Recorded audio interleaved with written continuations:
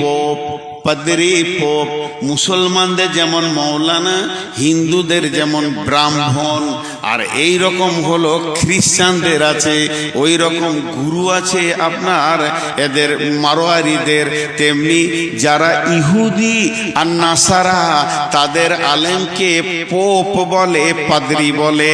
সব থেকে বড় আলেমকে পোপ বলে। আমাদের যেমন বড় আলেমকে সম্মানের সঙ্গে ডাকে শেখ। শেখ শেখ মানে বড় আলেম, শেখ মানে বৃদ্ধ, বয়োবৃদ্ধ, জ্ঞানে বয়োবৃদ্ধ। ওরা বড় আলেমকে পাপায়ে আজাম বলে। পাপায়ে আজাম মানে ওই হলো সব থেকে বড় পণ্ডিত। একটা ইংল্যান্ড থেকে পাপায়ে আজাম 2015 কি 16 সালে আপনার কিনা কলকাতায় এসেছিলেন। এরা হলো পোপ। সেই পোপ এসে বিশ্বনবীকে বলছেন, ইয়া মুহাম্মদ সাল্লাল্লাহু আলাইহি ওয়াসাল্লাম। তবে ও তো সাল্লাল্লাহু আলাইহি সাল্লাম বলেনি, এটা আমি বললাম, আমার রাসূলকে ভালোবাসি। আপনারা একবার প্রাণ খুলে জোরে বলবেন। ওই পোপ বলছে, ইয়া মুহাম্মদ সাল্লাল্লাহু আলাইহি ওয়াসাল্লাম, হাল তাদরি হাক্কুল্লাহ কদরুল্লাহ, হাল তাদরি কদরুল্লাহ। ও মুহাম্মদ, তুমি নিজেকে নবী বলে দাবি করছো, তবে কি তুমি আল্লাহর ক্ষমতাটা বলতে পারবি? ওর উদ্দেশ্য কি ছিল এই প্রশ্ন করার? উদ্দেশ্য ছিল ওকে ছোট করে দিব, উত্তর দিতে পারবে না, আমার কাছে ছোট হয়ে যাবে। বিশ্বনবী শুরু করলেন, বিসমিল্লাহির রহমানির রহিম, ওমা কদরুল্লাহ হাক্কা কদরিহি ওয়াল আরদু জামিয়ান কবদাতুহু ইয়াওমাল কিয়ামাতি ওয়াস সামাওয়াতু মাদবিয়াতুন বিয়ামিনিহি সুবহানাহু ওয়া তাআলা আম্মা ইউশরিকুন। ওয়া নুফিকা ফিস সূরি ফাসাইকা মান ফিস সামাওয়াতি ওয়া মান ফিল আরদি ইল্লা মান শাআল্লাহু সুম্মা নুফিকা ফীহি উখরা ফাইযা হুম কিয়ামুন ينظرون وأشرقت الأرض بنور ربها وأودي الكتاب وذي بالنبيين والشهداء وقضي بينهم بالحق وهم لا يظلمون ووفيت كل نفس ما عملت وهو أعلم بما يفعلون وسيق الذين كفروا إلى جهنم زمرا। বিশ্বনবী যখন আয়াতগুলো পড়তে শুরু করেছে, ওর চোখে তো খালি সরষের ফুল দেখছে, মাথা তাঁতা করে ঘুরছে। কি বলছে রে, কি বলছে রে, ভাষা কি রে? আল্লাহ রসুল বলতে লাগলেন, তোমরা কে আল্লাহর কুদরত জানো, আল্লাহর ক্ষমতা সম্পর্কে কি জানো? সাতবক আসমানকে একটা বলের মতো হাতে ধরবে, সাতবক জমিনকে আর এক হাতে ধরবে, এইভাবে ঝাঁকি মারবে, সারা বিশ্ব মানব বুঝে নেবে আল্লাহর ক্ষমতা কি। নবী এই আল্লাহ এমন, উনি এক একক, কাউকে সঙ্গে লেন না, ওনার কোনো শরীক নাই। ওই আল্লাহ কেমন? আল্লাহর একটা গোলাম আছে, বলবে সুর ফুঁকে দে, বিশ্ব ভূমণ্ডল ভেঙে চুরমার হয়ে যাবে। তারই ভিতরে যাকে ইচ্ছা তাকে বাঁচিয়ে রাখবে, তাকে মারবে না, সে ধ্বংস হবে না। দ্বিতীয় সুর যখন ফুরা হবে, সারা বিশ্বটা ধ্বংস হয়ে যাবে। তারপরে আবার আল্লাহ সবগুলোকে দাঁড় করাবেন। কেমন কুদরত! ধূলিসাৎ হয়ে গেল, নিশ্চিহ্ন হয়ে গেল, পিপুলিকার মতো একটা দেখা যাচ্ছে না, আবার সবগুলোকে কুদরতের হুকুমে এক জায়গায় দাঁড় করাবে। তাদের হিসাব নেবে, তাদের কাছ থেকে নেবে রসুলের মতো চেহারা, তাদের কাছ থেকে নেবে ভালো আমল, এরপরে তাদেরকে জান্নাতে জাহান্নামে দেবে, সার্টিফিকেট দেবে। আমার আল্লাহ এমন কুদরতি ক্ষমতা আছে, মানুষের দিলে এমন একটা রিয়াকশন দিয়ে দেবে, ওরা নিজেই বুঝে নেবে আমি কি করে এখানে এসে হাজির হলাম। তারপরে আল্লাহ ফেরেশতাদেরকে বলবে, কাফেরদেরকে হাঁকি নিয়ে গিয়ে জাহান্নামে ভরে দাও, আর জান্নাতীদেরকে আদর করে নিয়ে গিয়ে জান্নাতে ভরে দাও। একবারে বিরাট বড় সাবজেক্টে ছোট করে নবীজি বলে দিলেন। ওর চরক গাছ হয়ে গেল, মাথা তাঁতা করে ঘুরছে। ওরে আল্লাহ, মুহাম্মদ এত জানে।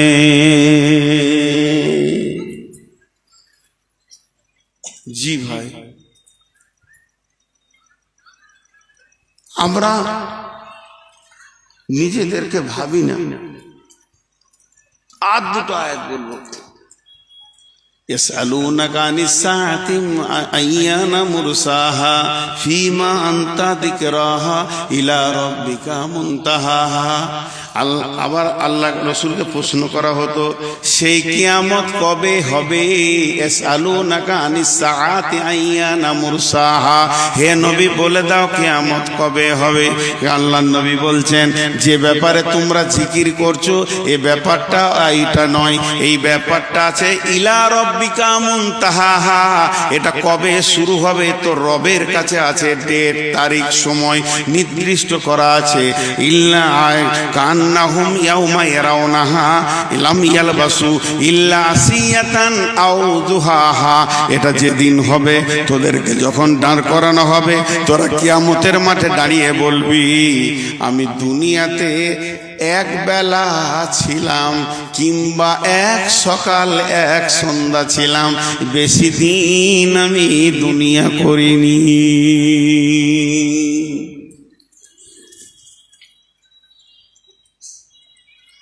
সূরা মুলকের ভিতরে বলছেন ওয়ায়াকুলুনা মাতা হাযাল ওয়াদু ইন কুনতুম সাদিকিন কুল ইন্নামাল ইলমু ইনদাল্লাহি ওয়া ইন্নামা আনা নাযীরুম মুবিন। হে নবী তুমি বলে দাও কিয়ামত কবে হবে? নবীজি বলছেন না এটা আমার বলার বিষয় নয়, এ বিষয়টা আল্লাহর কাছে রয়েছে, আমি শুধু তোমাদেরকে ভয় দেখানোর জন্য এসেছি, আমি নির্দিষ্ট কিয়ামতের ডেট নিয়ে তোমাদের কাছে আসিনি।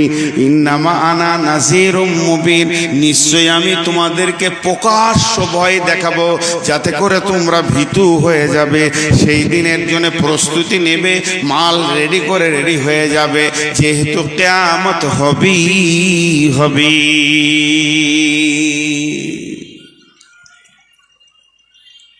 আমার ভূমিকা শেষ,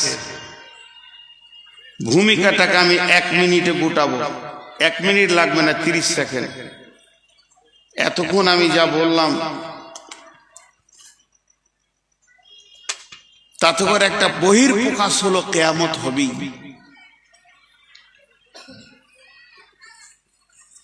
এতক্ষণ আপনাদের সামনে আমি যা বললাম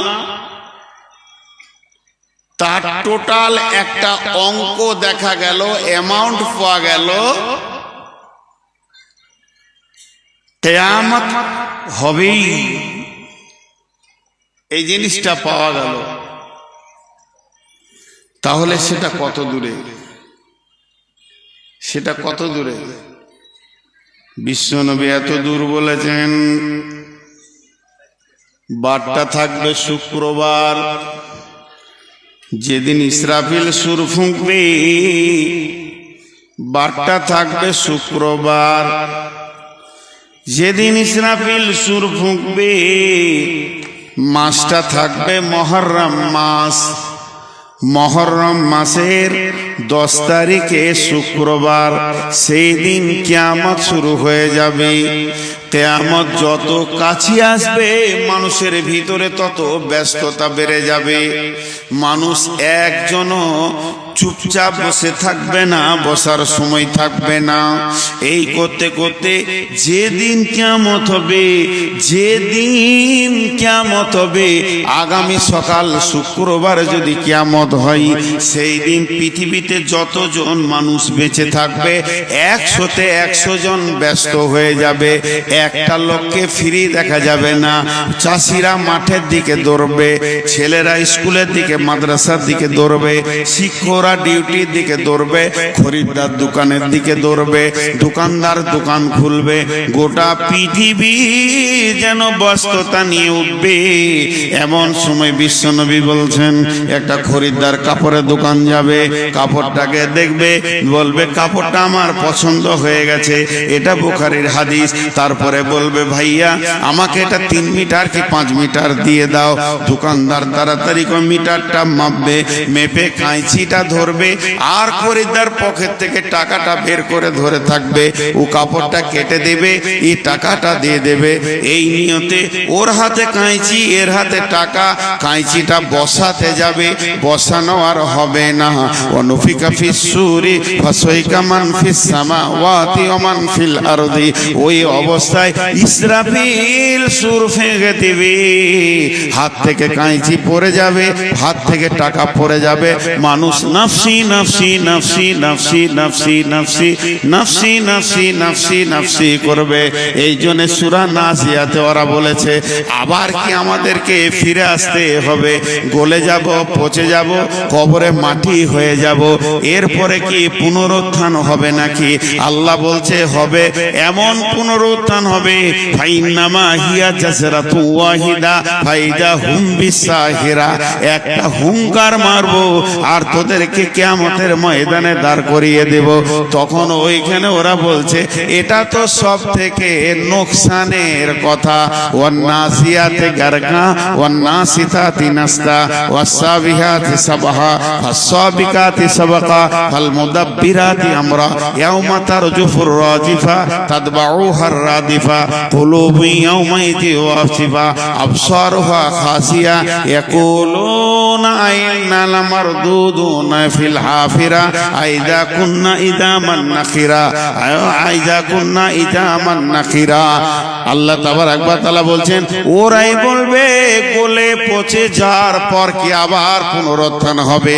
কোরআন বলছে হবে, এরা বলছে এটা তো বড় নোকসানের কথা শুনছি।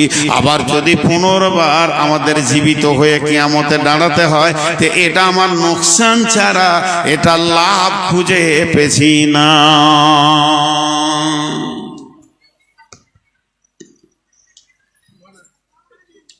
কি হয়েছে?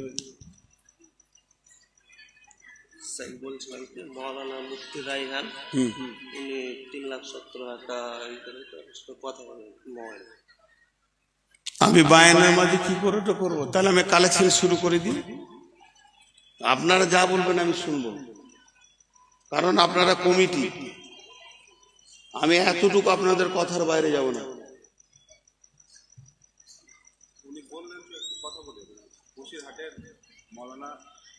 হ্যাঁ তো বুঝলাম, তো আমার অসুবিধা কি আছে আপনার বলতে? আমি এবার কালেকশন করবো কিন্তু আর বায়ান করবো না। একটা বায়ান ধরে রাখা কত কঠিন আমি জানি, কত কষ্ট এটা আমি জানি, কিন্তু আমি জালসা শেষ হয়ে যাবে 5 মিনিটের মধ্যে। আমাকে দোষ দিবেন না, কারণ এই কদিন আগে আব্দুর রহমানের সাথে এই ঝামেলাই হয়েছে। সভাপতি আদায় করতে বলেছে, লোক উঠে চলে গেছে। আমি এই তো বায়ান শুরু করলাম মাত্র, এখন তো হাদিসটা এবার শুরু করবো।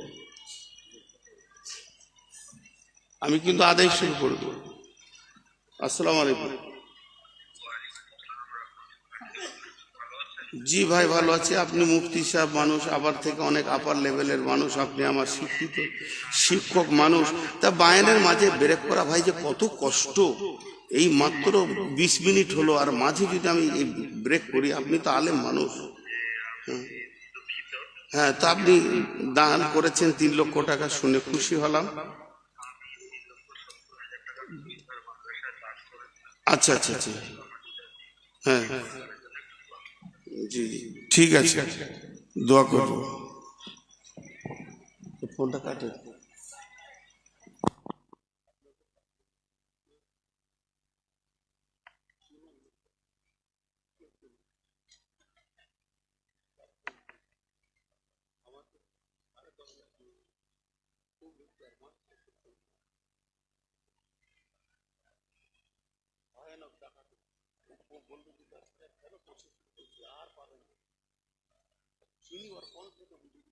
একবার রামপুরহাট বাড়ি করবে, একবার বসিরহাট বাড়ি, পাগলা হয়ে গেছে। তার থেকে খারাপ। এই আপনারা উঠছেন কেন? ওই মুরব্বী উঠছে কেন? বাবজি আপনি উঠে গেলে কিন্তু আমি আর বায়ান করবো না। আপনার মহব্বতেই তো আমি বায়ানটা চালাইছি। ওর কণ্ঠ তো বুঝিয়ে দিচ্ছি। প্রতিদিন উমরাই যাই। 7 দিন আগে আমাকে বলছে, আমি ট্রেন আসছি, বলছে আমি উমরাই যাচ্ছি, দোয়া করবেন আপনার মাসে ফালাক দিয়ে। হ্যাঁ হ্যাঁ ভাইয়া যতটি লোক বসে আছেন আমি খুশি হলাম। আমি বললাম যে টাকা লুবো না, টাকা লিছি না, তুই দেখতে পেয়েছিস না আমি কি ভিখারি আছি নাকি প্রতিদিন 25,000 ইনকাম করি, আর আমাকে টাকা দিয়েছিস? জি, তো একটু ধৈর্য ধরে টোটালটা একটু গুছিয়ে নি। এতক্ষণ আমি যা বললাম তাতে নিশ্চিত কিয়ামত হবেই। এটার উপরে কার কার ঈমান নাই হাত তুলেন, হাত তুলেন দেখি। 4টা হাত উঠেছে, ওদের ঈমান নাই। কিয়ামত হবেই, এর উপরে ঈমান নাই, হাত তুলে দিলে। আহা, আসলে ও ঝোঁকে তুলেছে, নেকি পাবে। এবার চলেন অনুশোচনা। বিশ্বনবী তিনি আমাদেরকে অনুশোচনা দিয়ে গেছেন। বিসমিল্লাহির রহমানির রহিম।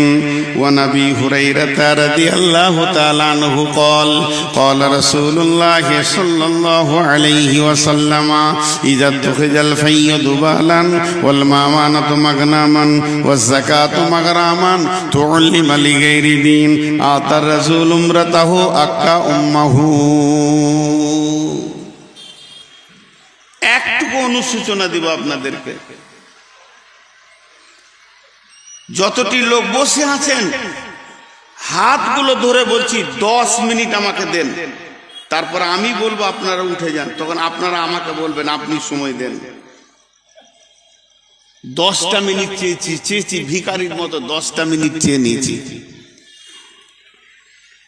একটা উদাহরণ দিব, আমার উদাহরণগুলো খুব অ্যাপ্রোপ্রিয়েট। দোমোহনাতে একটা ছেলে বাসে চেপেছে,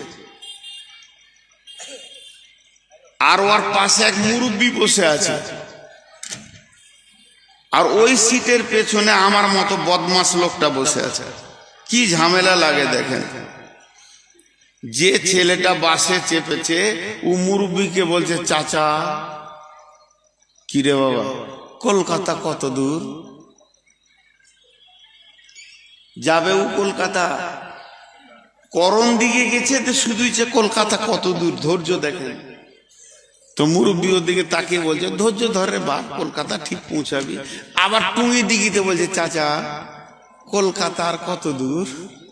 এবার মুরব্বী রেগে গেছে, ওর দিকে একবার তাকালে ভঙ্গি করে মুখটা ঘুরিয়ে নিলে। বোতল বাড়িতে গিয়ে বলছে, চাচা, আবার একই কথা, চাচা। যেই চাচা বলেছে মুরব্বী রেগে গেছে, করিস না, চুপ কর। আমার মতো রাগী লোক, আমি তো একটা বদমাস লোক, উঠে ওর মাথায় হাত দিয়ে বলছি, তোর মাথা বেরেন চলে গেছে নাকি রে, ঠুকে দিব তোর মাথাতে। টুঙ্গি দিকে থেকে কলকাতা, কলকাতা দেখেলে কলকাতা, এখান থেকে দেখেলে কত দূরে? আপনাদের কাছে আমার প্রশ্ন, কলকাতা দেখা যাবে? যাবে? এতগুলো লোক হ্যাঁ না বলে না। কলকাতা দেখা যাবে? দেখা যাবে না।